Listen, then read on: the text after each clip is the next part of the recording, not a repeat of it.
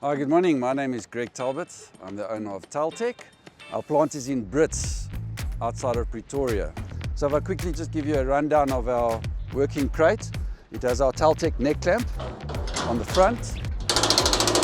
So as the animal's entering, you can obviously catch your cow or your ox.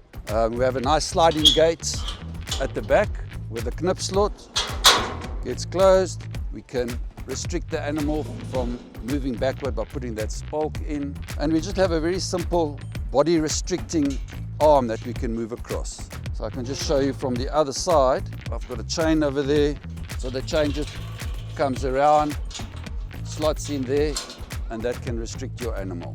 It's a very basic unit. We can also make this whole working box a scale, and that's our cattle working crate. Hi, we're chatting about our water troughs and our feed troughs. We've got some new technology at Tal-Tec where we are laser welding, so that's allowing us the capability to put together galvanized water troughs using galvanized sheeting. Galvanized sheeting is very long lasting and obviously prone to rusting and corrosion. So this is allowing us to launch a new product range. So on my right here, I've got a cattle water trough. This one is 2.4 meters long and 300 liters capacity. It has a cover at the end here to protect your ball valve, float valve. Then we have the same model for sheep.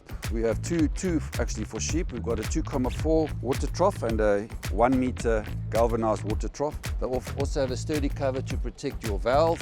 And what's also nice about these units is we've designed them in a pyramid form, so it's much easier to transport a large quantity of them. Because today, of course, transport is a major cost component to any product that one buys. At Tal-Tec, we've got a range of more than 300 different products, which includes things like Kraals and drukgonge behind us. You're welcome to check out our webpage at www.taltec.co.za, and you can contact us anytime. All our contact details will be there.